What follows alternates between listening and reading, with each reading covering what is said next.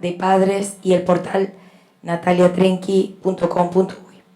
Publicó con nosotros en Penguin Random House, en la editorial Aguilar, todo sobre tu hijo, mi hijo el alumno, tus hijos hoy, tus hijos en el día a día y tus hijos los límites y el bienestar, que es el más nuevo.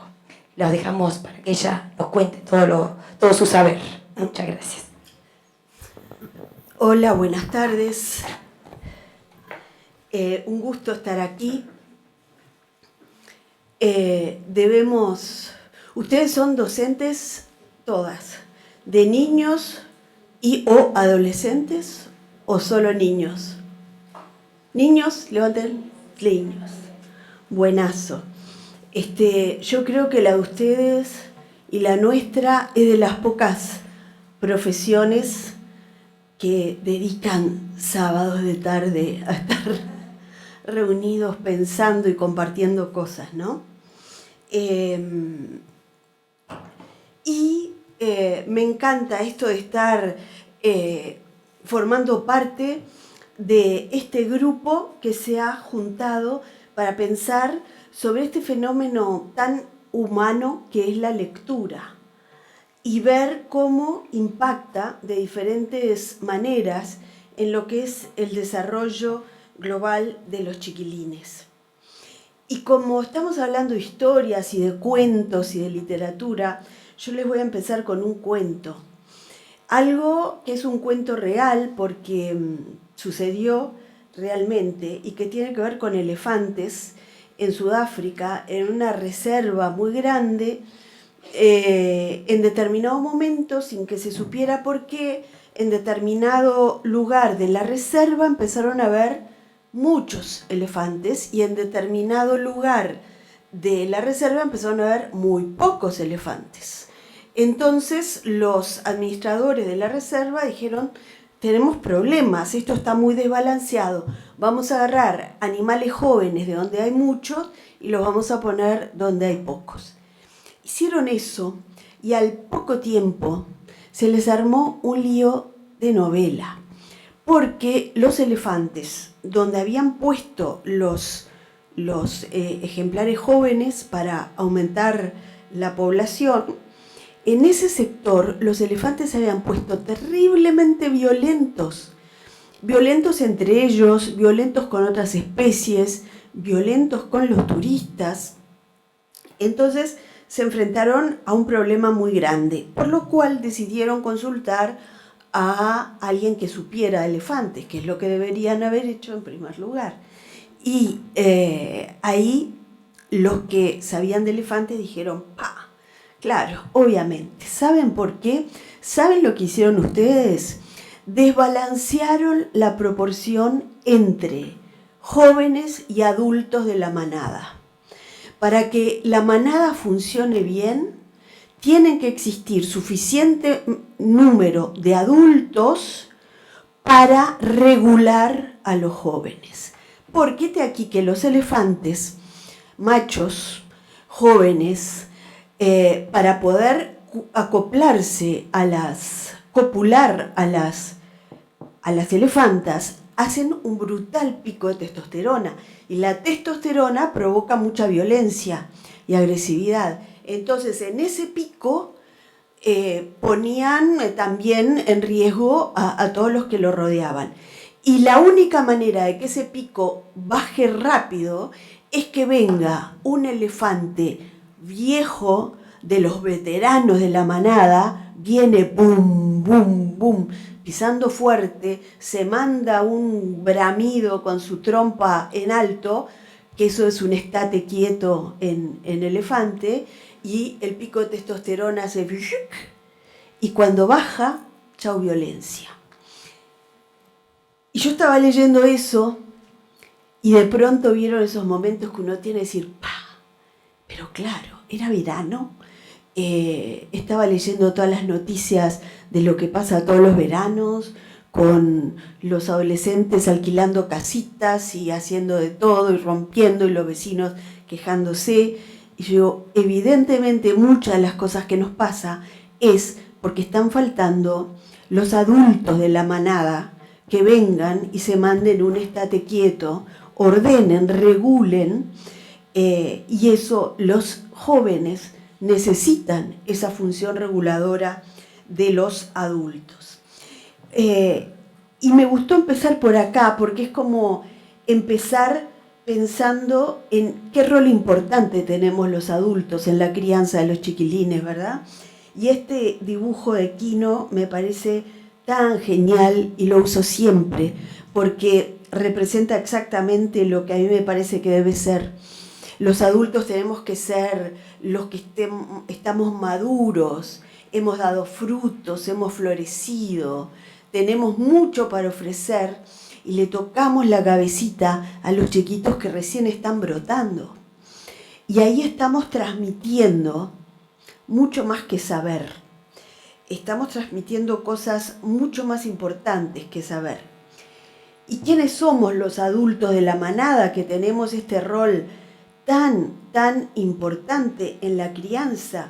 En primer lugar, por supuesto, la familia, ¿verdad? La familia con ese rol de construir de la nada a un ser humano, volver a un bebé en una persona, con un rol realmente crucial en la crianza.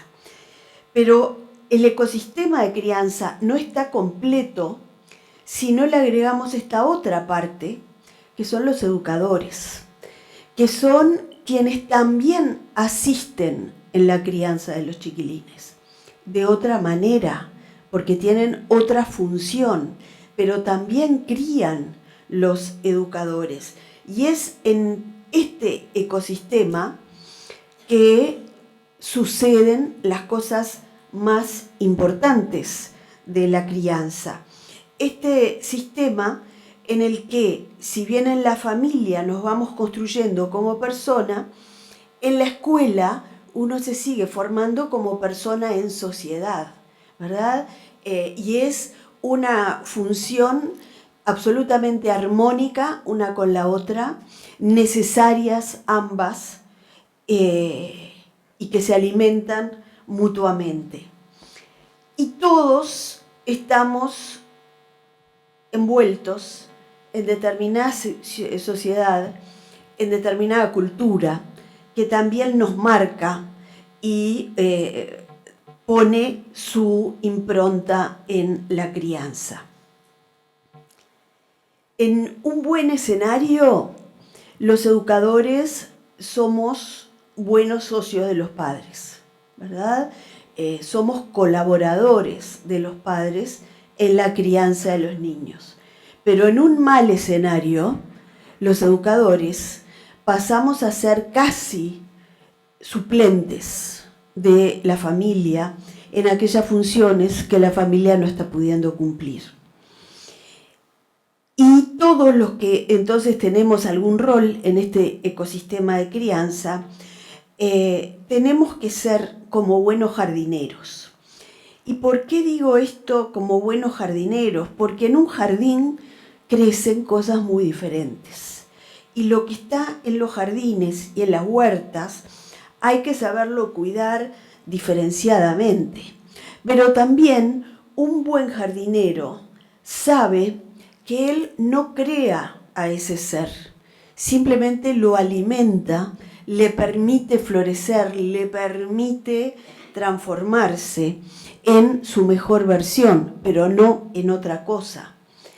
Un buen jardinero sabe que todo es diferente en el jardín y que cada cosa merece diferentes cuidados porque necesita diferentes cuidados. Y un buen jardinero tiene la sensibilidad y la habilidad para saber qué darle a cada uno. Pero además, un buen jardinero tiene que tener algo que es muy importante, y es la paciencia, porque sabe que no es poner la semillita o el almácigo y al otro día ir y cosechar. Demora mucho, hay que cuidarlo, hay que esperar que pase el tiempo, que se sucedan las estaciones para recién acercarse a cosechar, si es que vamos a ser nosotros que cosechamos. A veces son otros los que terminan cosechando. Y sabemos, tenemos que saber, cuando criamos niños, como igual cultivan los jardineros, que uno no tiene el objetivo de transformar el girasol en un rabanito. Uno tiene que tratar de conseguir que el girasol sea el más vital girasol y el rabanito el más vital rabanito, pero siendo lo que uno es, transformándose en la mejor versión de cada uno, pero eso siendo cada uno. Vivimos en una época a la que cascotea mucho la opinión pública, ¿no? Generalmente se le dan muchos palos a la modernidad. Y en realidad vivimos en una época que nos regala increíbles maravillas. Y una de esas maravillas son los conocimientos en neurociencias que ahora tenemos, gracias a los avances tecnológicos que han permitido que aprendamos cómo funciona el cerebro vivo. Fíjense que hasta que no se desarrolló esta tecnología que tenemos ahora, el cerebro solo lo podíamos ver de afuera y en lo macro, ¿verdad? La parte anatómica. Pero lo que nos ha permitido saber realmente cómo se desarrolla, qué lo afecta, qué circuitos o regiones están implicados en diferentes funcionamientos, emociones, etcétera, es la investigación en neurociencia. Y lo tenemos que aprovechar, este conocimiento. Y hay algo que nos ha enseñado la neurociencia, que nos ha confirmado, porque quienes trabajábamos en salud mental o con niños ya lo sabíamos, y es que la construcción del cerebro del niño se genera en un contacto mente a mente, que es en esa conexión mente a mente que se produce el moldeamiento del cerebro del niño. Por eso es que es tan importante que todos los que trabajemos con niños tratemos de tener bastante bien nuestra mente, porque ellos están sintonizando con nosotros. Y esto les cuento cómo funciona. Esa es una neurona. Ustedes saben que esto funciona de esta manera, ¿no? Llega un estímulo a la neurona, que puede ser un sonido, una caricia, una palabra, todo tipo de estímulo. Activa la neurona el estímulo y esa neurona transmite eléctrica y químicamente la información a otras neuronas, y eso es lo que forma un circuito. Y los circuitos son pensamientos, los circuitos son emociones, los circuitos son estrategias, los circuitos son proyectos. Todo lo que sucede en nuestro cerebro son circuitos. Y es de aquí que lo que nos ha demostrado la investigación es que cuando un circuito se activa, se genera ese nexo entre diferentes neuronas y sus conexiones. Si se activa, se va a mantener. Y si no se activa, las neuronas que quedan por ahí no activadas, porque tenemos más neuronas de las que necesitamos, las que no se activan, el cerebro opta por podarlas. Porque el cerebro consume mucha energía, entonces no se puede dar el lujo de desperdiciarla. Entonces, funciona con una lógica muy darwiniana de si no lo usás, lo perdés.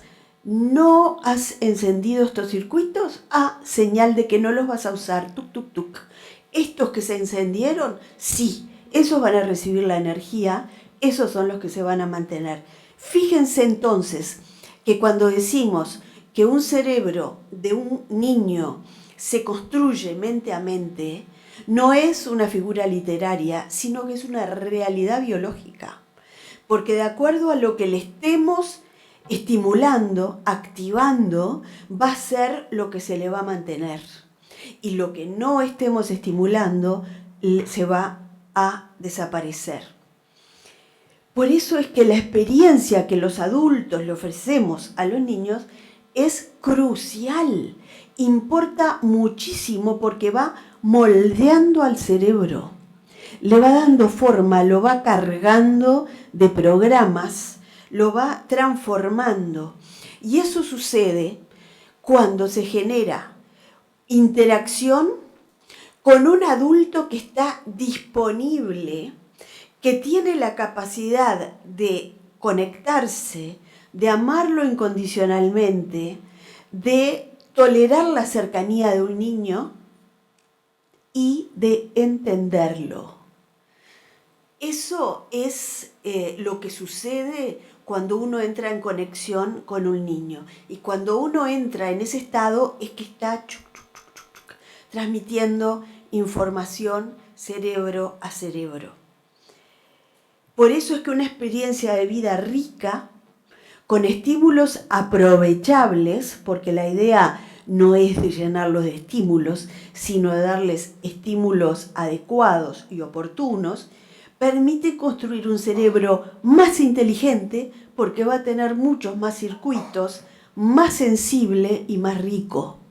Y acá tenemos la explicación biológica de por qué, si queremos que el niño sea más inteligente, más sensible, con más intereses en la vida, tenemos que ofrecerle diferentes experiencias que pasen por la experiencia física, artística, en contacto con la naturaleza, de la palabra, del conocimiento, del vínculo con otros, ¿verdad?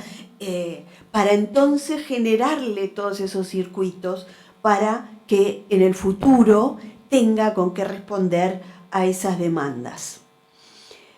Y en este marco de crianza para criar cerebros ricos e inteligentes, aparece esta actividad tan humana de contar historias.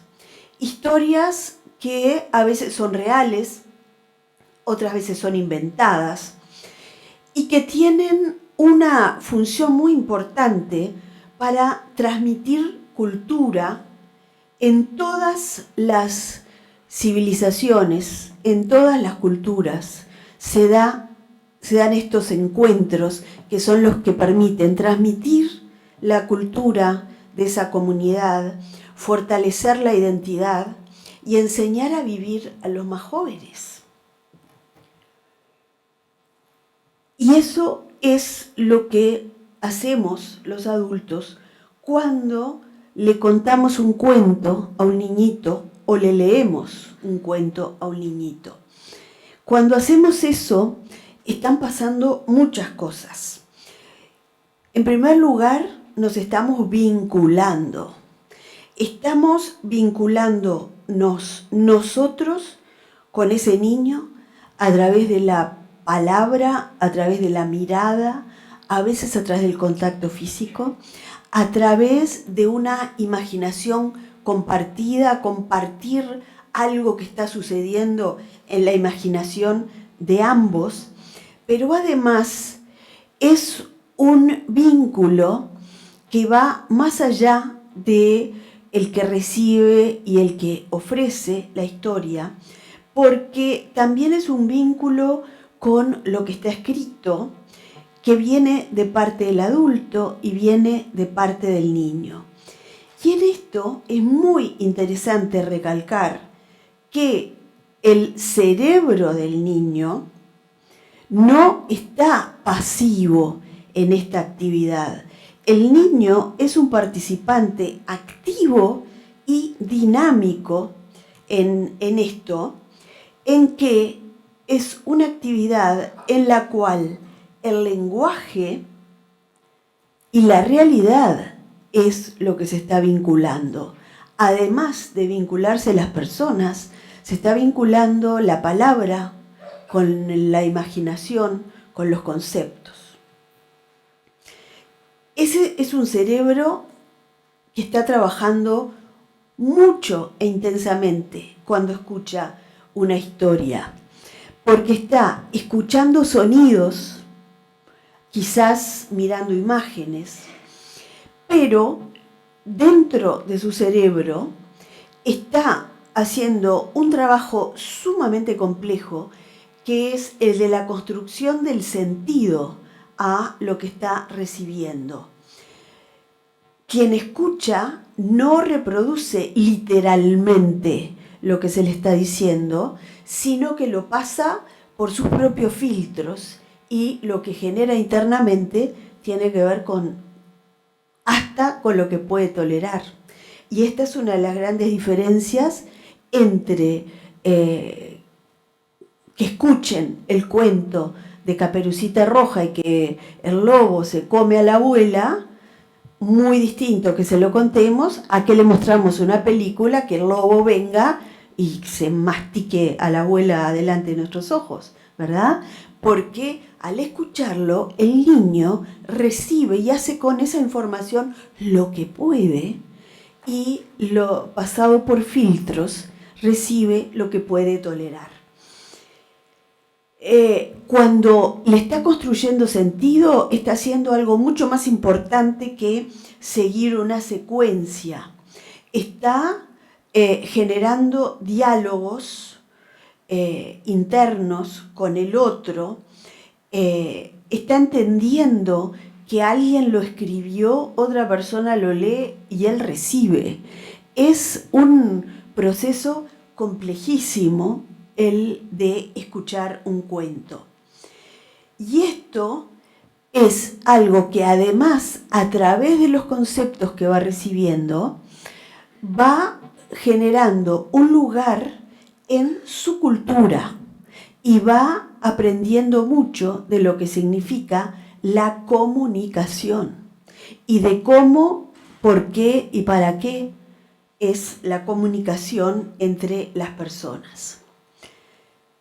Otra cosa que está pasando cuando le leemos un cuento a un niñito es que todo su cerebro está activando lo que necesita para entender esa realidad que le estamos contando y para de alguna manera transformarse en un participante de esa realidad. Eso es imaginar. Y cuando le leemos un cuento, le estamos activando los circuitos que le dan la posibilidad de imaginar otros mundos y de imaginar otras realidades. Vaya si necesitamos niños que sean en el futuro seres capaces de imaginar, de proyectarse, de crear y de generar nuevas cosas. Pero además se da una situación particularmente importante. Y es que cuando le estamos mostrando otros mundos y otras realidades, le estamos diciendo, mirá que nosotros vivimos acá, que es una burbujita muy chiquita en el mundo, pero hay muchas otras, Lo estamos preparando para vivir en un mundo diverso, que sepa que el mundo no se agota en este pequeño cuadradito que él conoce. Y si no lo hiciéramos, no lo estaríamos preparando para vivir en el mundo real, porque va a estar mucho mejor dotado para manejarse en la realidad si entiende y tiene incorporada de manera vivencial que el mundo es diverso. Pero además, esta capacidad de imaginar otros mundos y otras realidades tiene una característica muy particular, porque lo que se imagina cuando uno escucha un cuento pueden ser cosas preciosas, ¿verdad? Y hay cuentos maravillosos de hadas, mariposas, cosas muy lindas, pero también hay cosas terribles, aterrorizantes, niños que se pierden, que se alejan de sus padres. Hay realidades muy duras en los cuentos, pero todos estos hechos de todo tipo y color le llegan al niño en la seguridad que le puede dar estar en la alfombrita de la clase del aula de todos los días, o sentado en un sillón con su abuela o con su tía, con su mamá o con su papá. Es decir, lo puede estar escuchando protegido por la cotidianeidad, desde su lugar seguro, lo que le permite atreverse con el pensamiento a explorar realidades que de otra manera le resultarían intolerables.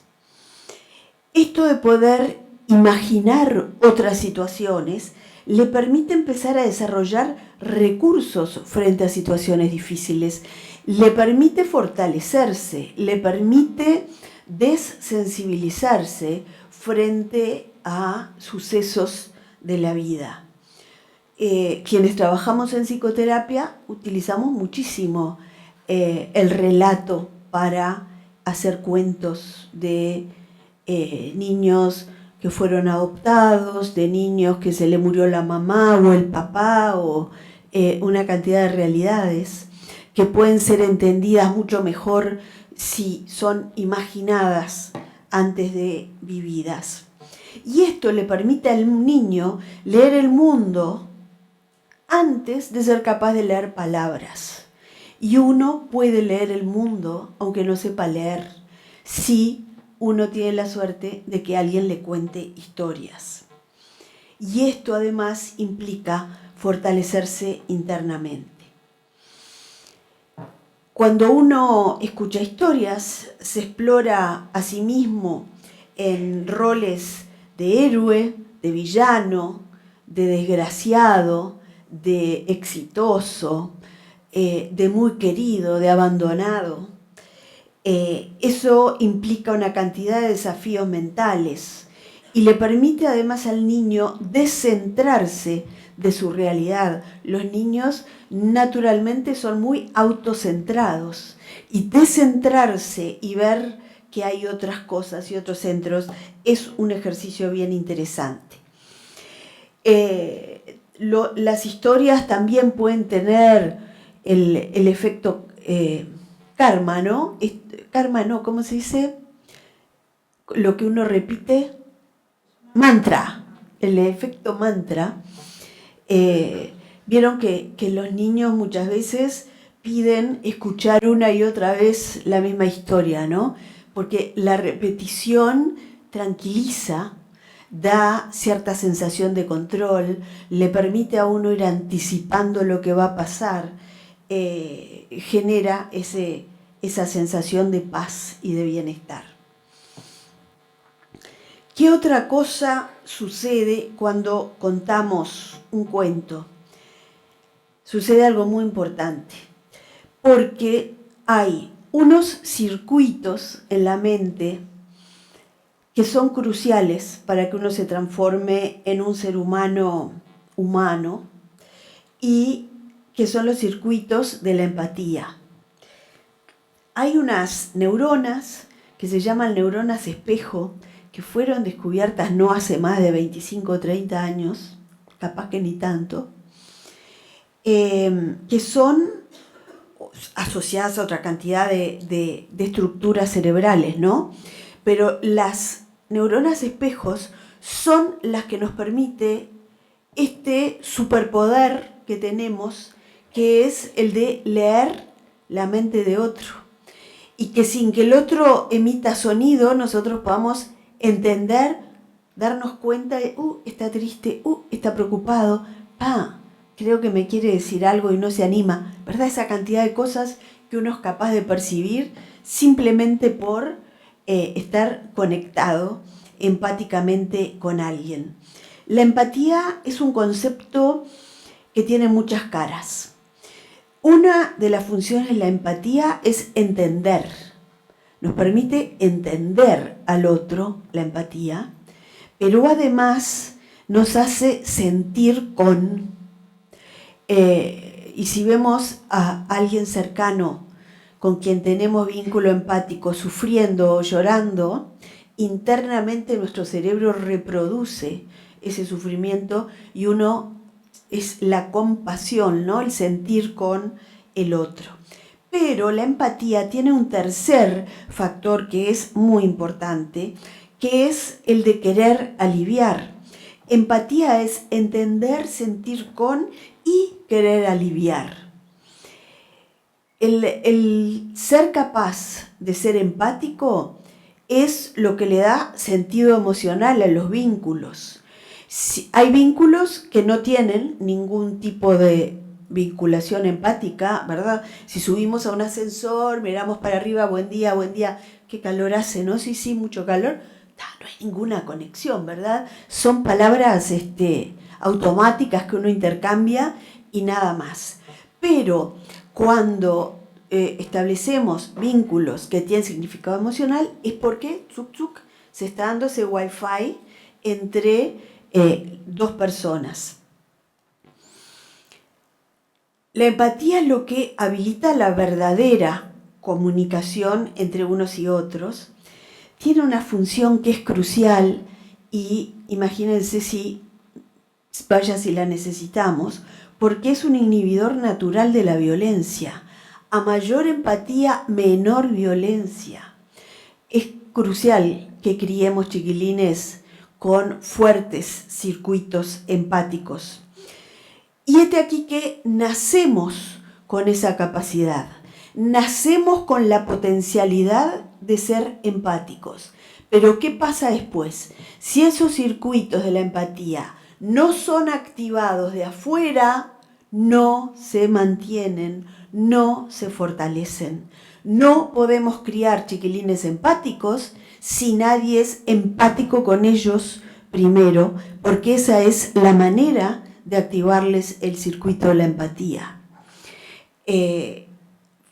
Súper importante esto de establecer vínculos empáticos, y las historias permiten empatizar y hacer una gran gimnasia empática con diferentes personajes.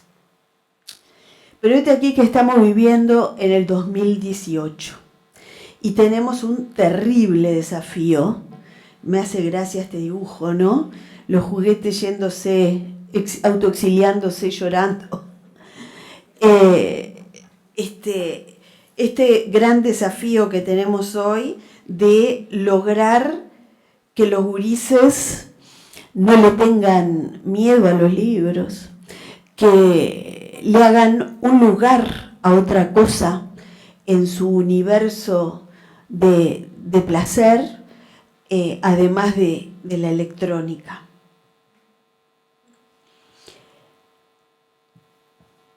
Y este gran desafío es lograr mantener vivo el cuento, la historia, la lectura, a pesar del tremendo atractivo que tiene la tecnología para chicos y para grandes. Porque el problema acá no es que el nene pueda preferir estar ahí con la tableta jugando o viendo algo, sino también que el papá o la mamá puede también preferir estar, mandarlo a que vea algo mientras él chequea mails o juega o ve algo que quiere ver. Esto sabemos que también pasa muchas veces, aún en instituciones educativas, ¿verdad? Los adultos estamos muy capturados por el tema de los celulares. Yo ahora miré y lo veo acá, saqué una foto por eso, pero todos tenemos esta costumbre, ¿no?, de tenerlo a mano. Las maestras andan con los celulares en el bolsillo de la túnica y eso vibra cuando nos suena, eso hace que de repente en algún momento lo miremos. Madres y padres van a ver a sus hijos jugar al fútbol o practicar ballet y están mirando la pantallita del celular. Se está hablando del síndrome de atención parcial continua para describir esto que nos está sucediendo como sociedad, que hace que los niños estén recibiendo una atención por parte de los adultos que no es todo lo sana que debería ser. Por cierto que la propuesta no es evitar la tecnología, ni evitar las tablets, los teléfonos inteligentes.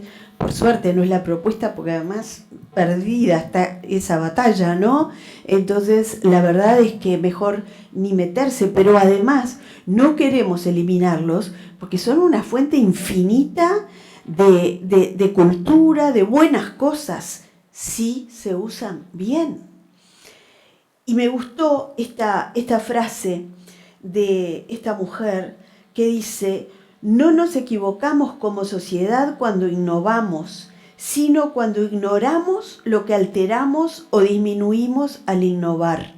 La idea no es una cosa o la otra, sino poder sumar actividades y habilidades. Fíjense que el cerebro humano no está naturalmente preparado para leer. Cuando uno nace no tiene ningún precircuito para la lectura, sino que se va formando por imposición de la evolución. Son circuitos que se han ido formando, nuevos, por la actividad lectora. Lo que se está viendo es que ahora uno está leyendo diferente a lo que leíamos. No es lo mismo leer un libro que leer noticias en la pantalla o aún leer libros en la pantalla. Y todos estamos leyendo mucho más rápido, mucho más a flash, mucho más en diagonal, ¿tá? Vemos, miramos y decimos: parece que hubo un choque en la Rambla. De un artículo así vimos choque, Rambla, víctimas, ¿está? Leímos.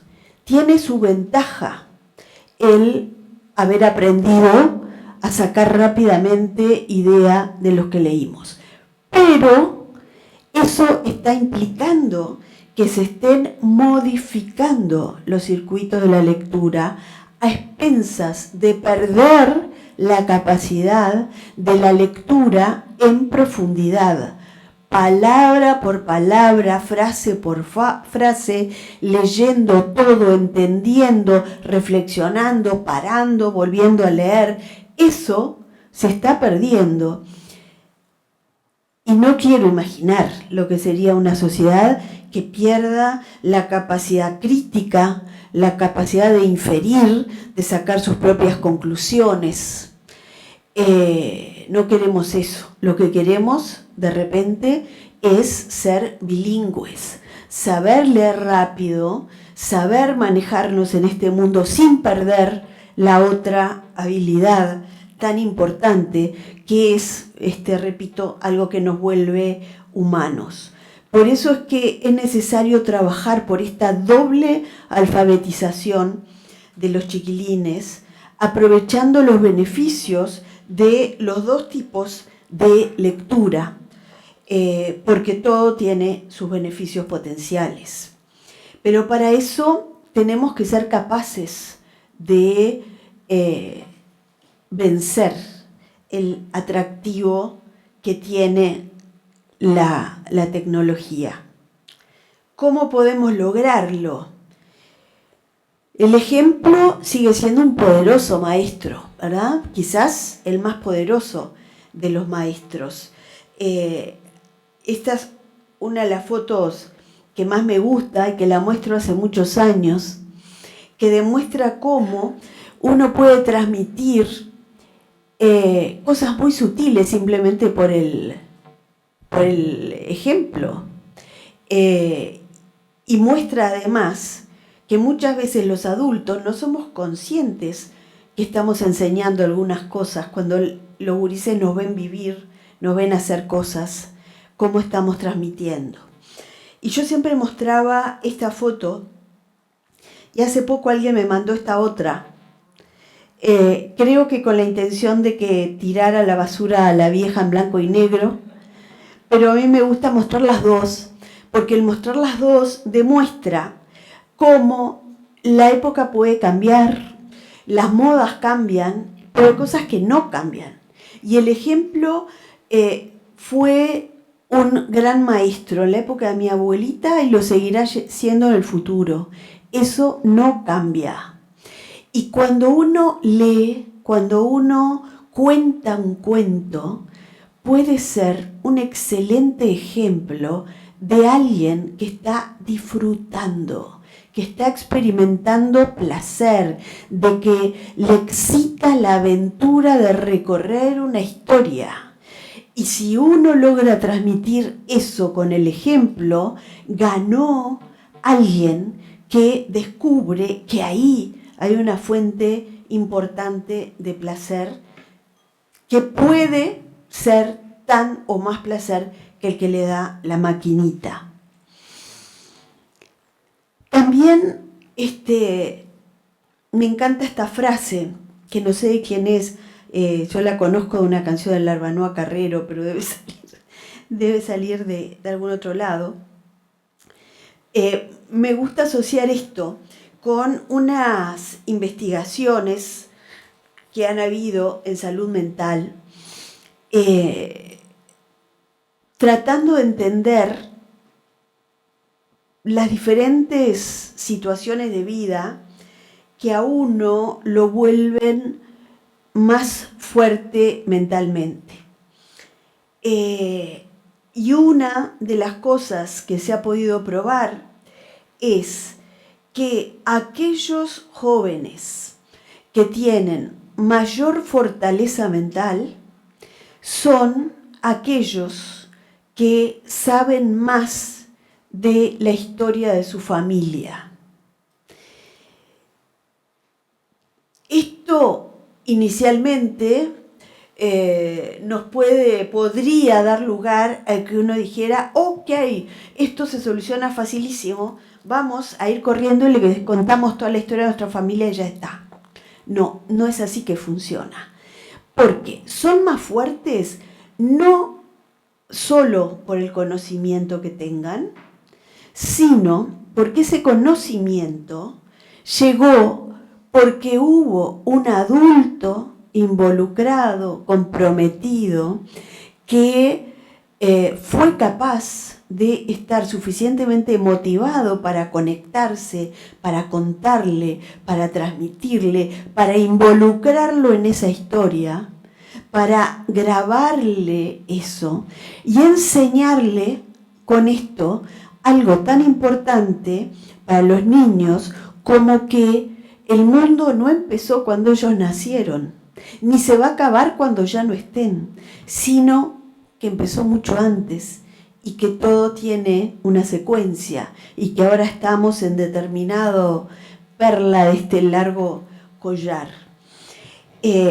Lo crucial entonces es que la fortaleza viene de un adulto dispuesto a contar. Y un adulto dispuesto a contar es un adulto que está conectándose, que está alimentando, nutriendo a una persona, a un cerebro inteligente y sensible. Eso sucede en encuentros amorosos. Y yo creo que esta es nuestra gran fuerza frente a la tecnología. No tenemos que competir queriéndonos, ni enojándonos, ni peleándonos con la tecnología, sino ofreciendo algo igual o más atractivo. Y esto se da en un encuentro. Yo que trabajo con niños, en el consultorio, asisto con sorpresa, pero muy frecuentemente, a una cantidad de niños que no conocen, por ejemplo, los juegos de caja y que se recopan cuando los conocen. Claro, un juego de caja quiere decir que uno tiene que estar ahí sentadito, ¿no? Explicando, contando, pero son es un gesto muy edificante eso, y los chiquilines se reprenden porque lo que valoran no es el jueguito, el ludo, sino esa situación de tener al adulto demostrándoles la dedicación, la conexión, y esa es nuestra fuerza contra la tecnología. Y para terminar, les quiero mostrar esta foto que ya tiene como 20 años, me parece, y que me parece que era una buena imagen que demuestra esto que estamos diciendo. Porque esto es un útero. A ese bebé le diagnosticaron una enfermedad durante el embarazo de su mamá que iba a ser imposible que sobreviviera si nacía. Entonces lo operaron intraútero, gracias a los avances mágicos de la ciencia y de la tecnología. Y cuando el cirujano estaba cerrando el útero, el bebé le agarró el dedo. Y me pareció entonces que podía ser una fantástica imagen para acordarnos que podemos aprovechar mucho de la tecnología, pero que nos tenemos que acordar de no soltarnos los dedos. Muchas gracias.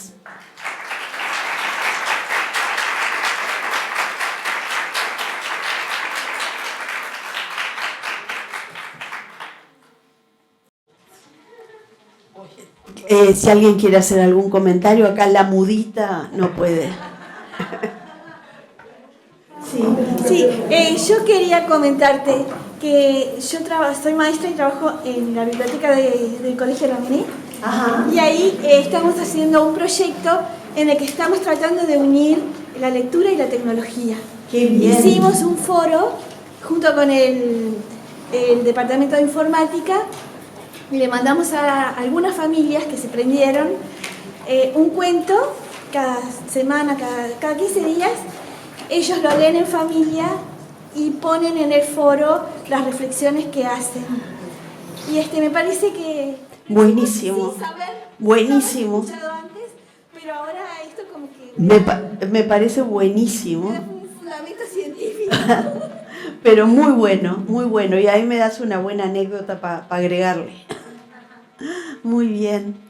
Sí. ¿En cuánto tiempo, esto que tú decías de los circuitos neuronales, hay un plazo en la infancia donde eso, a los X años? Mira, cuando antes mejor, y el cerebro es tan maravilloso que tiene otra característica que es muy esperanzadora, que es la plasticidad, para bien y para mal. Y así como se pueden perder cosas, nos da segundas, terceras y cuartas oportunidades. Y eso es lo que nos permite a la educación y a la crianza actuar. Y no solo actuar en los primeros años, que es lo mejor, pero poder a otras etapas también actuar también con buenos resultados. Uno puede aprender durante toda la vida. Cada vez cuesta más, pero no es que no se pueda aprender. Tuve un alumno de primer año, son 6 años, Sí. con mutismo selectivo.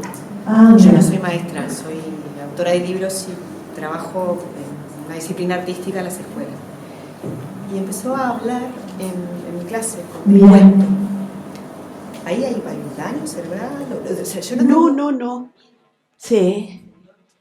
El mutismo selectivo es un trastorno en el que se asocian dos cosas. Una, como una respuesta de alarma, de ansiedad, de preocupación frente a la emisión de la propia voz y algunas características de personalidad. Y se da bastante, no quiero decir frecuentemente, pero se ve. Cada poco recibo a alguien con mutismo selectivo. Y hay muchos que evolucionan bien, pero se tienen que dar una cantidad de cosas para que funcione. Pero una es que baje mucho su nivel de ansiedad. Quizás ese cuento, esa historia o el entorno ese ¿no? de cuento o de contar o de poder salirse de la situación del momento sea lo que a este chico o chica le haya permitido superar. Ajá. Qué bien. Buenazo.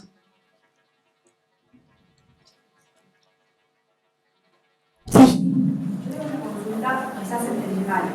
Quería consultarle por ese concepto que dijiste acerca del niño fuerte en base al conocimiento de la historia, de su propia literatura, historia de la escritura, que es narrada por el adulto. Sí. ¿Qué pasa cuando esa historia es narrada como en el dolor? O sea, cuando el adulto lo narra desde el dolor. Nosotros también como docentes, ¿no?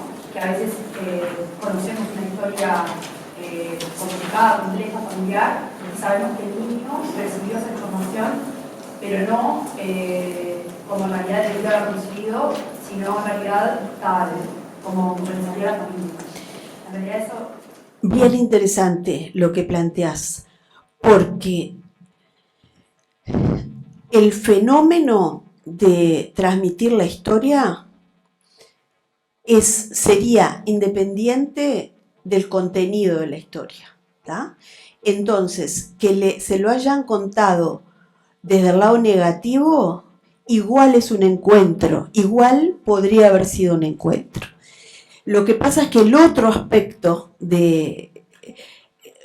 más de contenido es también un gran alimento que, y acá viene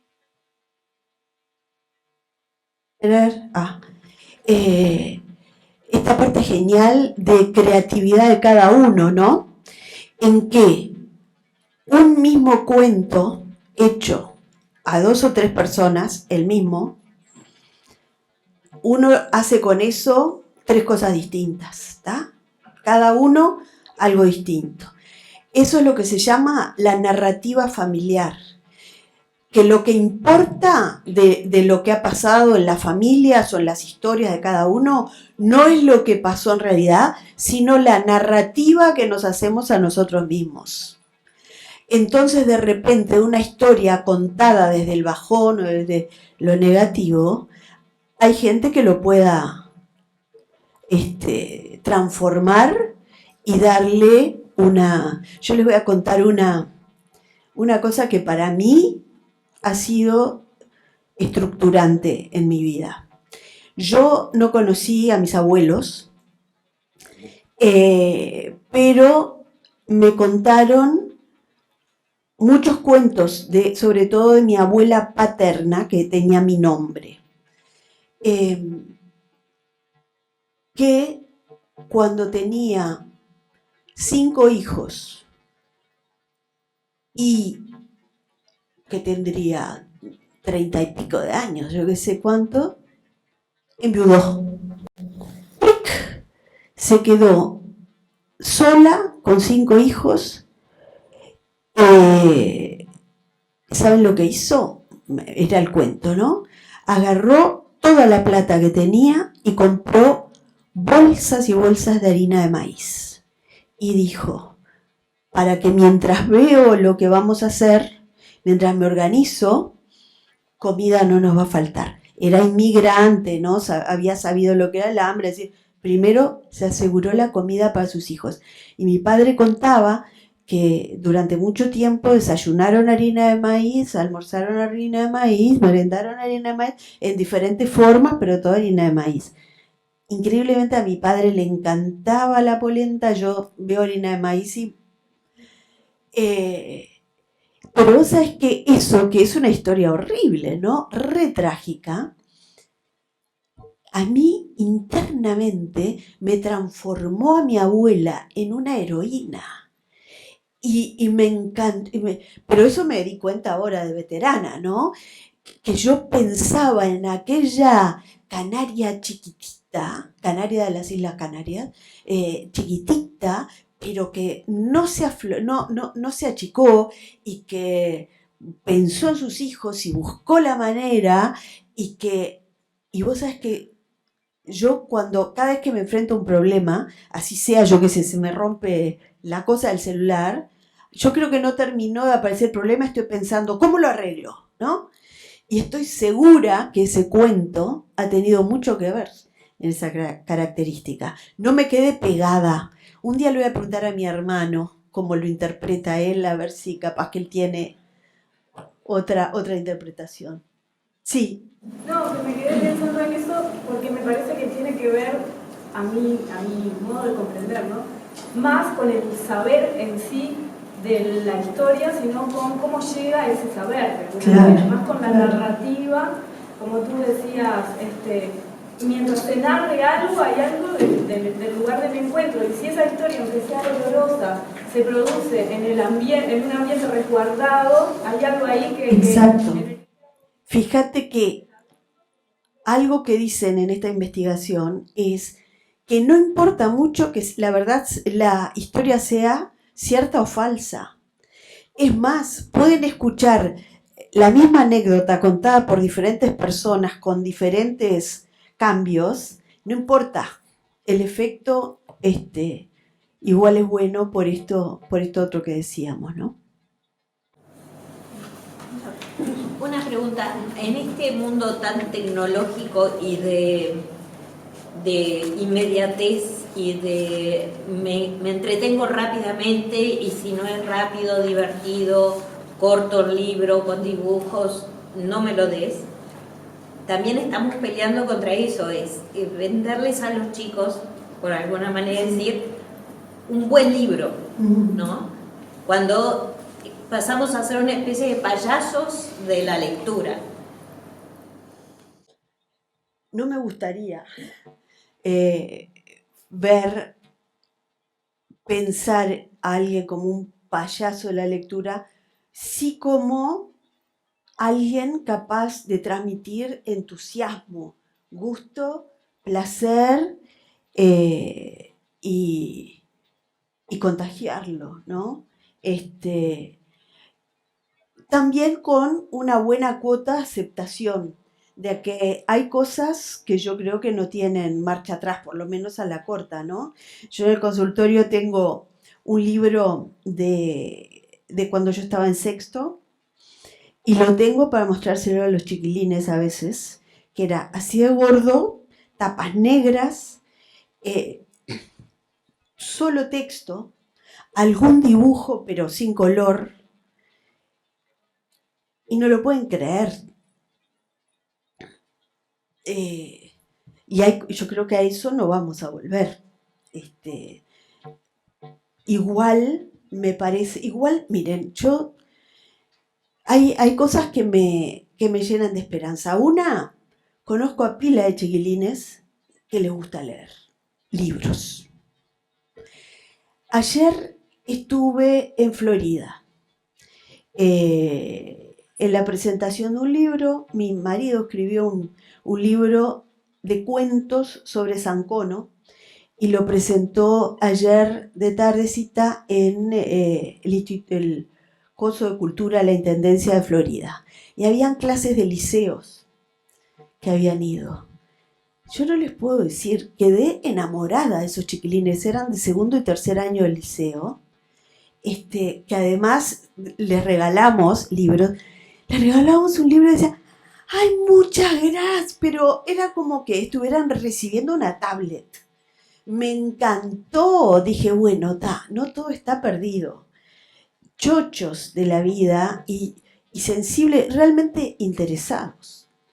Yo creo que no está todo perdido en esto, que claro, hay que pelearla, ¿no? Y sobre todo, no jugar en contra. A mí me tiene muy, muy, muy preocupada la actitud de los adultos, esto, ¿no? En lugar de esperar 5 minutos que nos atiendan, toma. En lugar de, mientras yo me pruebo esta camisa, toma, ¿no? Que estamos estafándole de la posibilidad de aprender a esperar, a tener paciencia, pensar tranquilos, aburrirse creativamente. Aprendimos. Sí. A mí me interesó mucho lo que vos planteaste con respecto al cruce entre los libros y la neurociencia, algo que no sabía, esto de la lectura de mente a mente. Y una de las preocupaciones para mí hoy, y también esto de la doble alfabetización, ¿no? El cómo estamos leyendo hoy y cómo se puede estar perdiendo un tipo de lectura que es la que va y la que socava y en la que va lo que no está dicho. No sé, yo cuando hice preparatorio los cupos eran matemática, física y ahora literatura y filosofía como lectura. Son lecturas que están costando y muchos jóvenes y adolescentes van a examen, hoy son esas también, se incluyeron en el combo de... Entonces no sé si hay alguna bibliografía o por lo menos que cruce el valor de la metáfora, ¿no? El poder interpretar, que me parece que es lo que está faltando, la capacidad para interpretar lo que está allí, y esto del cerebro, el trabajo cerebral con respecto a lo metafórico, si eso desarrolla. Mira, justo hará 10 días me enteré que hay un grupo estudiando sobre la metáfora.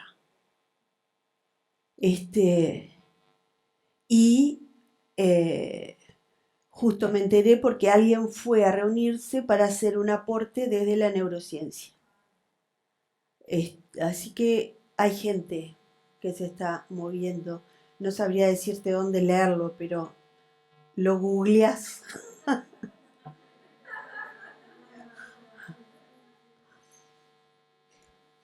Bueno, Muchas gracias.